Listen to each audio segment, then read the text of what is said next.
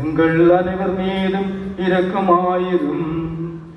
கடவுளின் கன்னித்தாயான புனித மரியா, அவருடைய கணவரான புனித ஜோசேப், புனித திருத்தூதர்கள், இவ்வுலகில் உமக்கு வந்தவராயிருந்தோர் ஆகிய புனிதர் அனைவருடனும் நாங்கள் நிலை வாழ்வில் பங்கு கொள்ளும் தகுதி பெற்று உம் திருமகன் இயேசு கிறிஸ்து வழியாக உம்மை புகழ்ந்தேற்றும் வரமருள உம்மை மன்றாடுகின்றோம்.